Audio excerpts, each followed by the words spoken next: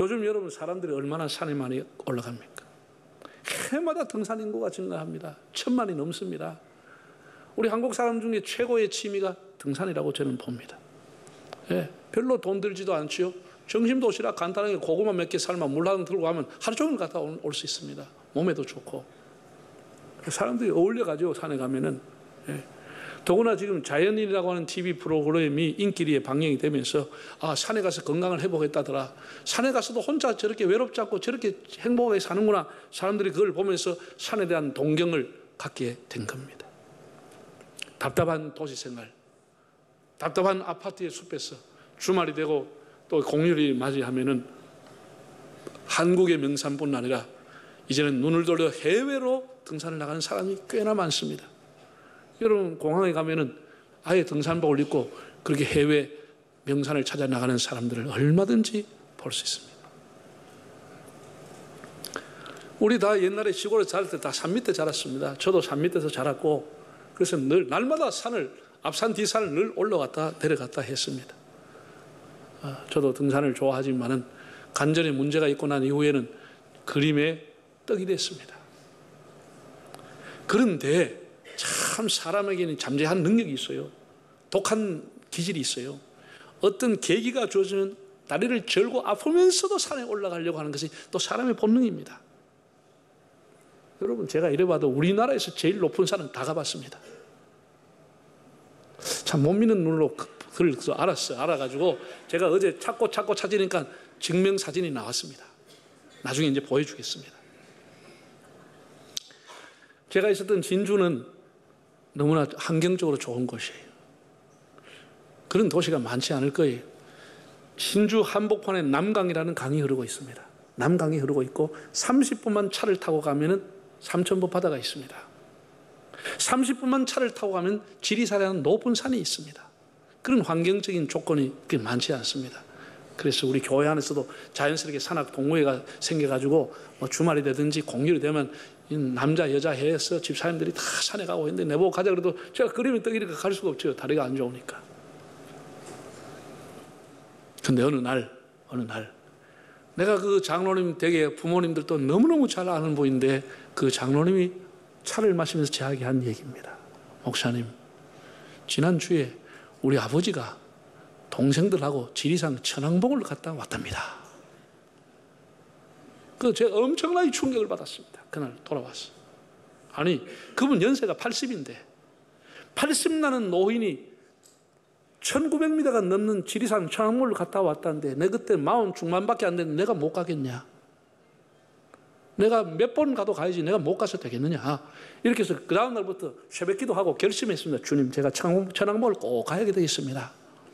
이래가지고 이제 앞산도 갔다 와 들락날락하고 교인들이 한 번씩 이제 조금 높은 산에 가면 따라가지고 이제 산에 한번 가보고 1년 동안 연습을 했습니다.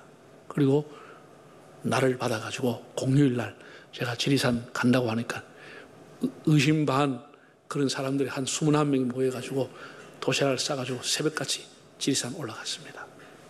올라갔는데 가보신 분은 아지만 한 3분의 2, 4분의 3쯤 가면 법계사라는 큰 절이 하나 있습니다. 지리산 중턱에. 그 절이 왜 그렇게 높은 데 있는지 몰라요. 아주 높은 데 있어요. 그래서 집사람하고 주변에 몇몇 분들은 권사님들은 더 이상 한 발자국도 못 뛰겠다. 그거 다 주저앉았습니다. 그래서 저는 다시 용기를 내서 딱 천왕봉을 보니까 눈앞에 보이는 거예요. 눈앞에 보여. 아, 저걸 올라가야지. 내가 꿈만 꾸고 사진만 봤었는데 올라가야지. 그래서 내려오는 분들이 계시기에 물어봤습니다. 얼마나 올라가면 됩니까? 금방 올라갑니다. 잠깐이면 됩니다. 잠깐이 몇 분이요? 10분 하면 될걸요? 이러는 거예요. 그래, 10분 하면 된다고 용기를 내서 갔더니 1시간 가도 그거 안 보이는 거예요.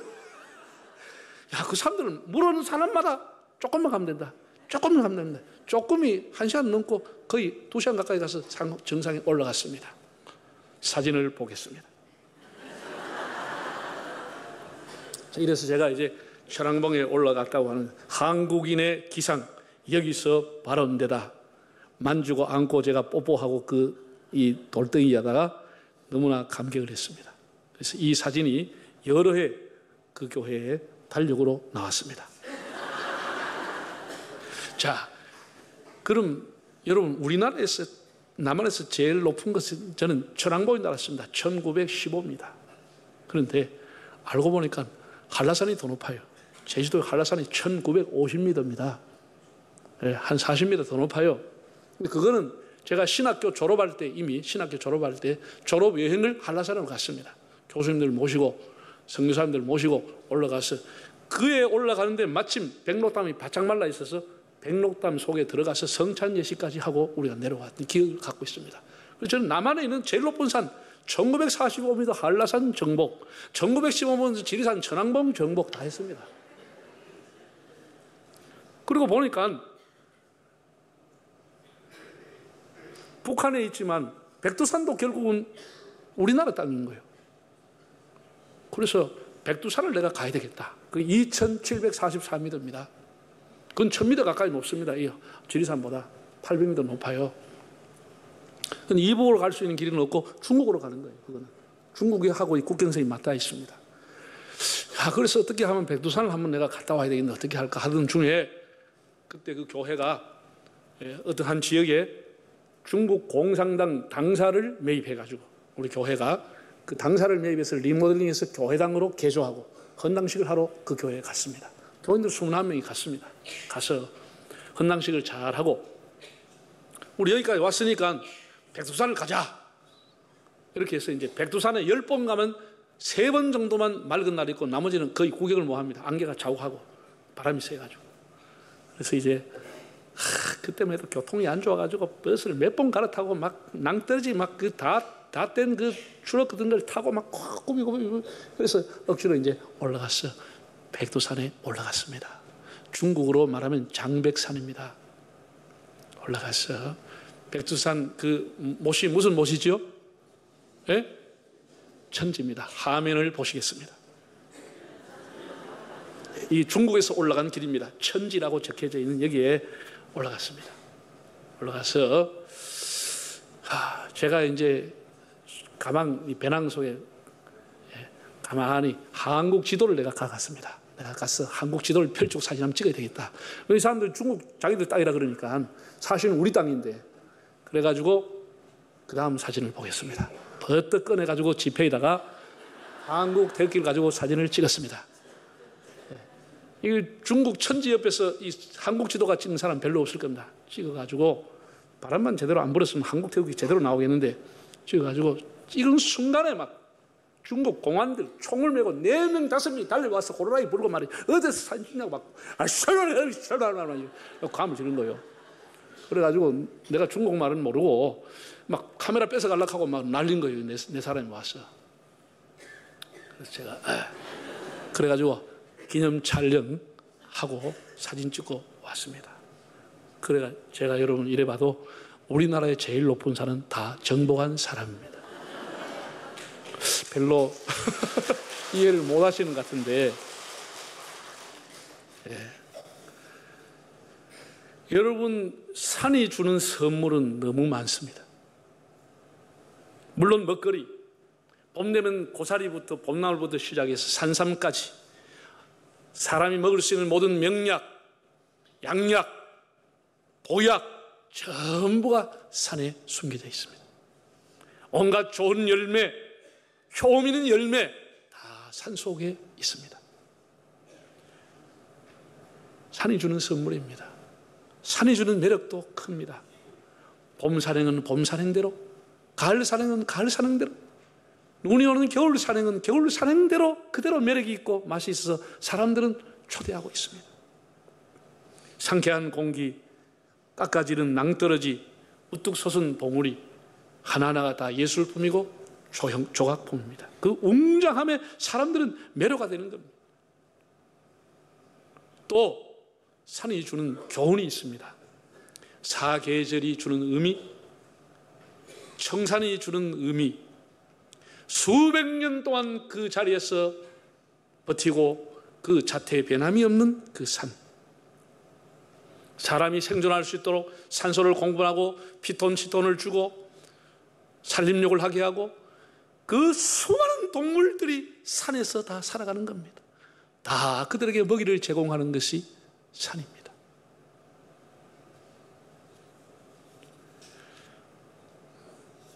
여러분, 구약 제가 이렇게 생각을 하고 한 3일 동안 산에 대해서 묵상을 해봤습니다. 묵상을 봤더니 놀라운 것은 성경은 창세기부터 계시록까지 다 산에 대한 얘기로 꽉 차 있는 거예요.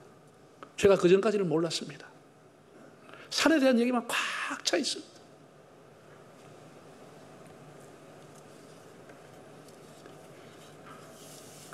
오늘 본문에 나오는 산은 하나님의 종 모세가 느보산 꼭대기 정상 비스가산에서 죽는 내용이 나옵니다. 느보산은 요르단 성지 순례를 해보신 분은 알지만은 그리 높지 않고 한 800m 정도인데 나무 한 그루 없는 민둥산 바위산입니다. 모세는 하나님의 명에 따라서 느보산에 올라갔습니다. 그리고 거기에서 하나님이 사방과 앞을 다 돌아보라고 그랬습니다. 바로 발밑에 그 산 밑에는 사해 바다가 있고 조금만 눈을 뜨면 요단강을 건너 여리고 베들레헴 예루살렘으로 이어지는 그런 광경을 그는 보았습니다. 하나님은 그것을 보고 있는 아브라함이 이렇게 말했습니다. 네 조상 아브라함과 이삭과 야곱에게 내가 이 땅을 주리라고 했는데 내가 이 땅을 너희 후손에게 줄 것이다. 다시 그에게 확인시켜 주었습니다. 황량했던 모압 평지와 비교해 볼 때 요단강이 흐르고 숲이 우거져 있는 여리고 성을 보면서 모세의 마음은 참 감개무량했겠다는 생각을 합니다. 지금은 느보산 정상에 가면 모세의 기념교회가 세워져 있는데 그 바닥에 4세기경 비잔티움 시대 때 모자이크로 만든 성화가 보존되어 있습니다. 앞마당 정원에는 여러분이 한 번씩 보았을 모세의 노뱀 사건을 연상케 하는 큰 조형물 하나가 서 있습니다. 이탈리아의 지오바니 판토니의 작품으로 모세의 지팡이, 예수님의 십자가, 그리고 철기둥 위에 구리뱀을 칭칭 감아서 이 세 가지를 합하여 형상화한 조형물입니다. 화면 한번 보실까요? 이게 느보산에 있는 모세의 기념교회당 앞에 서 있는 구리뱀, 노뱀의 형상화된 겁니다. 예수님의 십자가 그리고 구리뱀, 이것을 철기둥에 이렇게 조각을 해 놓았습니다. 하나님은 불세출의 영웅인 모세, 120살을 살았지만 기력이 전혀 쇠하지 않았던 건장한 노인장, 막대기 하나로 세계 제국이었던 이집트의 바로를 무릎 꿇게 했던 그 이스라엘 건국의 아버지 모세, 그 이후 모세와 같은 자가 나타나지 않았을 정도로 위대한 지도자인 모세도 느보산에서 때가 되면 하나님 다 그를 데려갔습니다. 오늘도 느보산은 우리에게 말하고 있습니다. 사람이 얼마를 살았느냐, 어떻게 살았느냐, 그 사람의 죽은 이후의 공적비의 내용이 무엇이냐, 그런 아무 상관이 없다. 하나님 앞에 순종하며 살아갔느냐, 이런 것이 중요한 것임을 느보산은 우리에게 말하고 있습니다. 모세는 위대한 지도자였지만 그의 무덤조차 아는 사람이 없었다고 했습니다. 하나님은 느보산을 통해서 우리는 빈손으로 가는 인생임을 깨닫게 하고, 자기의 뜻은 가나안에 가기를 원했지만 자기의 뜻을 접고 하나님 앞에 끝까지 순종했던 모세의 삶을 보라고 느보산은 우리에게 말하고 있습니다. 사명을 다했던 모세의 삶, 지금도 느보산은 우리에게 너가 맡은 사명을 다하고 있느냐고 묻고 있습니다. 그의 형 아론은 어떠했습니까? 민수기 20장에는 아론의 죽음이 나옵니다. 어머니 요게벳의 기지와 믿음 때문에 바로의 살해령에도 그 형제는 살았어. 모세는 결국 이스라엘 지도자가 되고 아론은 대제사장이 되었습니다. 아론이 때로는 금송아지를 섬김으로 하나님을 분노하기도 하고, 때로는 지도자를 시기했다가 미디암에게 문둥병이 바라는 것을 옆에서 지켜보기도 했던 사람입니다. 그 노고를 이끌고 수백만 백성과 함께 광야에서 시내 산을 수백 번 오르내리면서 40년을 풍산 노숙했던 사람입니다. 민수기 20장에는 그의 죽음이 이렇게 기록되어 있습니다. 20장 25절 26절을 읽어보겠습니다. 너는 아론과 그의 아들 엘르아사를 데리고 호르산에 올라 아론의 옷을 벗겨 그의 아들 엘르아살에게 입히라. 아론은 거기서 죽어 그 조상에게로 돌아가리라. 아론은 모세보다 3살이 많았지만 호르산에서 인생의 최후를 맞이하게 됩니다. 모세가 죽었을 때도 국장은 30일, 아론이 죽었을 때도 30일 동안 국장하며 애곡하는 기간을 거쳤다고 하니 모든 이스라엘 국민들은 아론이나 모세의 위치를 거의 동등하게 보았음을 알게 됩니다. 하나님의 명에 의해서 모세가 아론과 엘르아살을 데리고 호르산에 올라갔습니다. 대제사장이 입었던 권위와 거룩함을 상징하는 그 옷을 벗겨서 그 아들에게 계승하며 그 옷을 입히는 순간 하나님께서 아론을 불러갔다고 했습니다. 호르산이 오늘 우리에게 무엇을 말하고 있습니까? 사람이 대단하고 그 지위가 화려한 것 같지만은 하나님이 옷을 벗기면 한순간에 흙으로 돌아가는 것이 인생임을 말하고 있습니다. 40년 동안 대제사장의 옷을 입고 살았던 아론이었지만 그는 은퇴식도 없이 호련히 하나님의 부름을 받았습니다. 우리가 세상의 자리에 연연하거나 우리가 사모하는 권력이라고 하는 것은 풀과 같이 초라한 것임을 호르산은 우리에게 말하고 있습니다. 구약에서 또 잊을 수 없는 산은 모리아 산입니다. 여호와의 계시라는 뜻을 가지고 있는 모리아 산. 창세기 22장을 보면은 아브라함이 그 아들 이삭을 하나님 앞에 드리기 위해서 번제로 드리기 위해서 올라갔던 산입니다. 아브라함의 신앙의 가장 절정이었고 아브라함의 신앙이 가장 빛났던 현장이 모리아 산입니다. 후에 다윗이 이 터를 아리우나로부터 사서 솔로몬이 여기에 하나님의 성전을 세운 성산이 되었습니다. 하나님의 성전이 세워지는 성산이 모리아 산입니다. 유대인의 문화가 세계에서 독특하고 특별한 문화입니다. 토인비가 말하기를 지금까지 문화의 원형이 훼손되지 아니하고 수천 년 내려온 문화가 이스라엘의 문화, 유대인의 문화라는 말을 했습니다. 여러분, 유대인들은 어떻게 해서 수천 년 동안 디아스포라로 흩어지면서도 유대인의 독특한 문화를 만들어냈을까요? 성경은 여기에 대해서 말하고 있지 않지만은 성서의 행간을 통해서 짐작해 볼 수 있습니다. 믿음의 조상인 아브라함은 75년 동안 갈대아 우르에서 살았습니다. 갈대아라고 하는 것은 바벨론이라는 뜻입니다.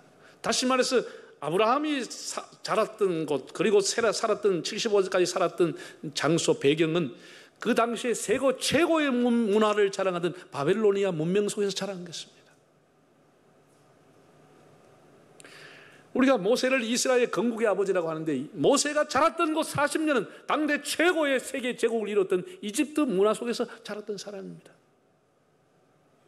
아브라함이나 모세나 최고의 문화 속에 살았던 그들은 이스라엘 유대인의 문화를 최고의 문화로 만들기를 원했던 것입니다.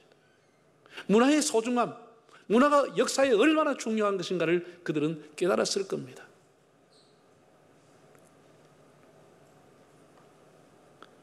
그는 하나님의 문화를, 거룩한 문화를 꿈꾸었으리라고 봅니다. 지금도 여러분 온 세계는 두 가지 문화입니다. 하나는 헬레니즘 문화, 또 한 가지는 헤브라이즘 문화라고 할 수 있습니다.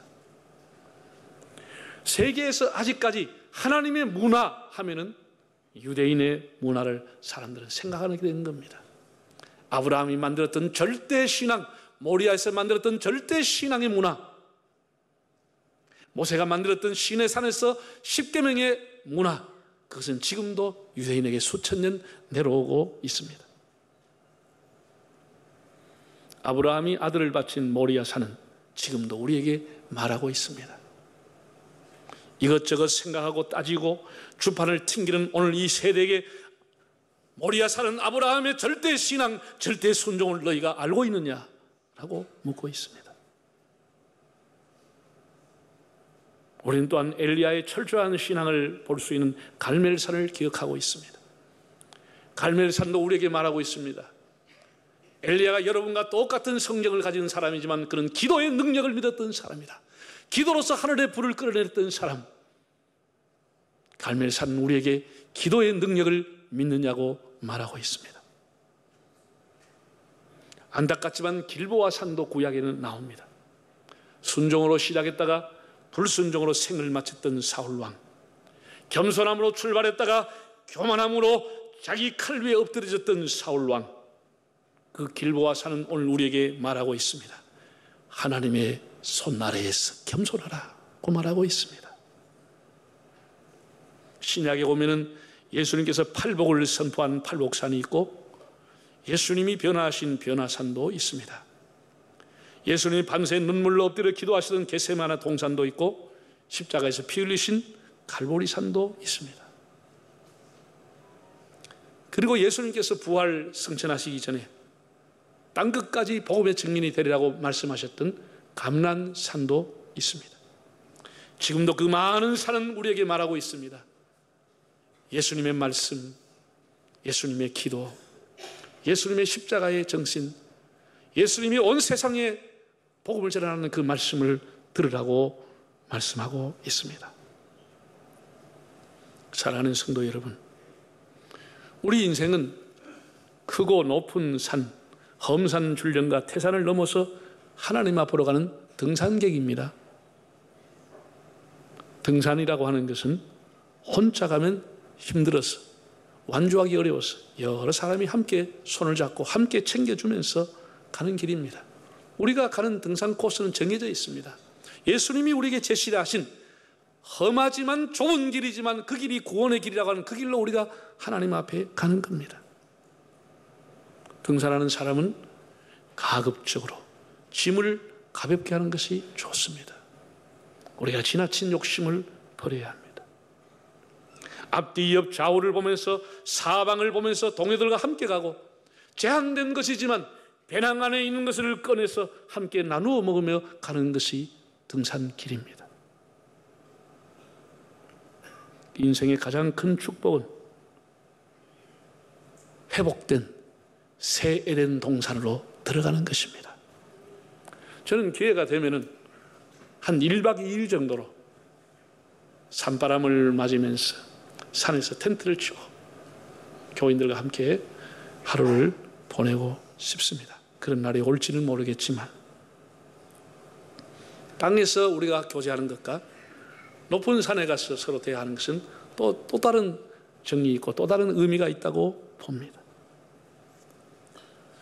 우리 인생은 창세기 시작했던 잃어버린 에덴 동산을 다시 찾아가는 것이 우리의 인생의 코스입니다. 산행의 계절입니다. 산행을 하는 사람들을 보면서 여러분이 성경에 나오는 산들을 한번 묵상해 보시기를 바랍니다. 노아는 아라랏 산에서 300년 이상을 세상 사람의 조롱을 받으면서 하나님의 명을 따라 방주를 지었습니다. 아라랏 산은 우리에게 지금도 말하고 있습니다. 세상이 조롱하더라도 하나님 앞에 순종하고 사느냐라는 것을 묻고 있습니다. 모리아산, 시내산, 호르산, 느보산, 길보아산, 갈보리산 지금도 우리에게 말하고 있습니다. 사명을 다하고 느보산에서 모세가 하나님 앞에 가듯이 오늘 산을 통해서 주시는 주님의 음성을 듣고 주님과 동행하며 에덴 동산으로 올라가시는 여러분의 삶이 되시기를 바랍니다.